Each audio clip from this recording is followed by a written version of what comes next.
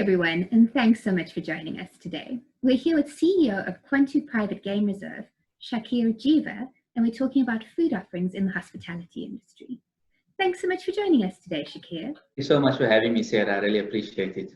Great. So Shakir, I understand that Kwantu Private Game Lodge is in the Eastern Cape, and you guys offer halal catering. Is all the food that you offer halal, or do you specifically bring in food for halal guests? How does this work? Yes, so thank you so much. We're very fortunate. We're close to Port Elizabeth, the Kwantu Private Game Reserve. We're a big five-star lodge. And of course, we open to all clientele, but we also serve halal food and are fully halal. So our kitchens are fully halal. We prepare all of the food on site. And I think maybe we'll get into it a little bit later, but part of being halal is also being alcohol free as well. So that also contributes to us being halal. But yes, to answer your question, everything's prepared on site with our kitchens as well and our chefs. And we have some scrumptious, delicious food for all of our visitors, all prepared by us.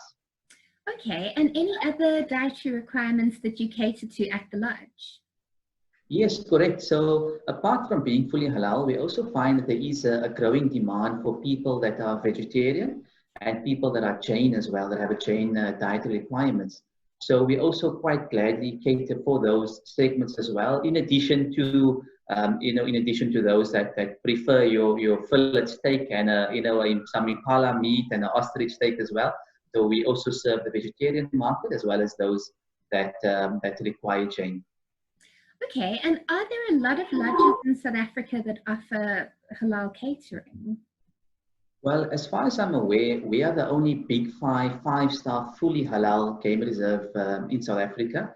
We are aware of some that make halal offerings to their clients, but those are then not prepared by them and they are not fully halal as such. They kind of outsource their meals and they bring in some meals to cater for those clients on a short-term basis. Okay, so that's sort of bringing it in sort of in the separate plates like you often see sort of at big exhibitions rather than on-site sort of preparation. So quite a different thing. And I would imagine if you're outsourcing halal, that would mean sort of a lot of pre-warning to be able to cater appropriately while you guys sort of whatever you're preparing at the last minute would all be halal catering. Is that correct? Yes, that's correct. So the catering part is outsourced. And what we find is a lot of clients prefer not to go that route because then, part of being halal is actually assuring the clients that the food is in fact halal. And when something is outsourced, it leaves room for what we term contamination. So contamination could come in where the food itself is actually halal.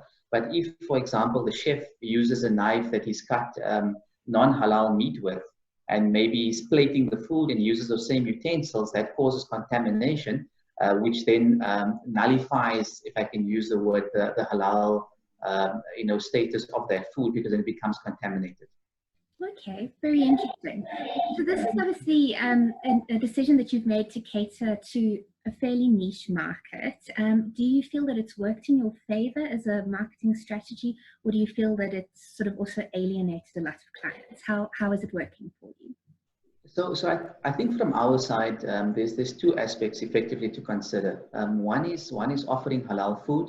And again, just to clarify that in the minds of the viewers, chicken is chicken, lamb is lamb, beef is beef. Halal is actually just the way that the meat was slaughtered and the way that it was prepared.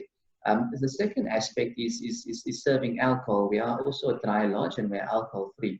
Now, to answer your question, what we find is that for people to have a big five-star experience, so firstly from the halal market, from that perspective, we find that it is a very niche market. We do find that they are, they are happy to come and to spend some time there. We get people that are local and those that are foreign as well. But in terms of alienating a market segment, what we find is that people's preference, so we look at the utility that one would derive from actually having alcohol. So people's preferences do not overpower their need to or want to come and actually visit a game reserve. So it's effectively them trying to outweigh, do they need to have something to drink with their meal, or they prefer to have a very good value for money game experience for a night or two and maybe forego alcohol, although we do have some fizzy beverages, we do also have juices and so on as well. So we do have other alternatives for those that want to.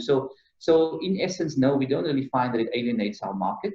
And we find that it's actually worked well for us because we serve all segments as well as the halal segment as well. Okay, so would you still have like a sundowner bit with a non-alcoholic beverage sort of at the end of your game drive as the sun sets? Yes, correct. So all of the needs and wants of our clients are very flexible in terms of our offerings. So people can still get a sundowner, and they can still get their fizzy beverages and so on as well, and the various juices. And I'm sure possibly you're aware now that it's actually quite a big market for non-alcoholic beverages. In terms of beverages that I don't drink, so I wouldn't know about the taste, but the look and the feel, and from what clients tell us, it's very, very similar to what they normally used to. So from that perspective, there are other alternatives available out there. And we feel that people should experience nature with all of their senses. So they can still have that, that something with their meals, but at least they can still get a chance to spend some time with the family, enjoy the offerings, get close to the Big Five, get close to nature, and explore and experience everything that's available out there. Okay, and has this allowed you to tap into different source markets? So when we look at South Africa's biggest sort of inbound markets, you're looking at sort of Western markets where there are quite a lot of drinkers. Any other markets that are booking with you guys? Correct. So we're very fortunate as well that we are supported by the traditional markets, which are European and American guests that visit us. But yes, it has allowed us to tap into other markets such as the Middle East, as Asia. So we're quite fortunate as well. Those are growing segments into South Africa, and we've been able to tap into those market segments, especially from a food perspective. So they require vegetarian, they require Jain food from those that are Indian travelers as well. And of course, those that come from Asia as well. In terms of from their requirements, we find that alcohol is not really an issue for them. So it has allowed us to access the normal traditional markets as well as also tap into, let's call it, non-traditional markets where they were not being serviced previously. Interesting. Okay. And then since lockdown came around, have you seen a growth in local bookings? Correct. So we were very fortunate that because we are a niche product, we offer fully halal offerings at Kwantu. Prior to lockdown and COVID, we were always servicing the local market. So we were very fortunate. Unlike most game lodges, they were focusing on the international market, obviously, and their pricing was pitched and offerings were pitched to international travelers. Whereas we were always pitching to local travelers. So yes, we have seen an increase in local travelers coming, but like I said, mind you, we've always been servicing that markets, and we always had South African rates available for them, and we were catering to their needs, especially from a pricing perspective, because sometimes certain lodges could be quite expensive. So we always had offerings for our local South Africans, and I think that's paying dividends for us at the moment. That's great. Internationally, I've seen a growing movement of people moving away from meat offerings. So for instance, in Oxford and Cambridge University in the UK, student bodies recently voted that they didn't want to include meat on the sort of in-house catering options. And the reasoning behind that was due to carbon emissions, it turned out. And so obviously it's quite controversial. A lot of people are saying, well, we would like meat, and a lot of people are saying, well, sort of as a university, we want to sort of move forward with a more sustainable offering. You can, go out and eat otherwise, but in-house we want vegetarian catering. So just sort of looking at that, do you think that there is room in South Africa for a vegetarian-only lodge? And like, what are your thoughts on this sort of situation where we are seeing a movement away from meat offerings? Sure. So I think you've put me in a difficult position now to talk about people's preferences. But I think from our side, I think you're quite correct. There is obviously a growing call for people that are looking at more environmentally friendly options. And I think that being a private game reserve, I think we need to be cognizant of that fact as well. But I think in the same breath, we also need to be aware and familiar that we also have to allow our customers the option and various preferences. So what we've done as well, and actually we've started quite a number of years ago, we engage in a very strong and intensive environmental program.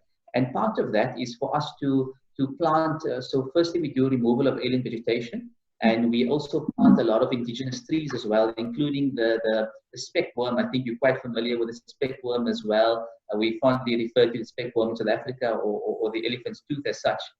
And we find that that also offsets the carbon emissions.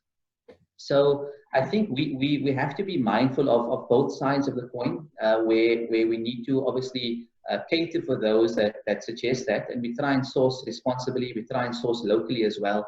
And we also try and offset our carbon footprint as well from that perspective, where we plant in excess of about 10 to 20,000 new trees every year. And that obviously makes quite a big contribution to our carbon footprint as well. So yeah, we try and take a middle ground as such, because we also have to be mindful of not forcing anything on clients, and obviously trying to be responsible about our offerings, as well as giving them the choice in terms of what they prefer. Okay, well, thank you so much for speaking to us. It's been really interesting, and we wish you lots of luck with it. Thank you so much for having me, Sarah. I really appreciate it.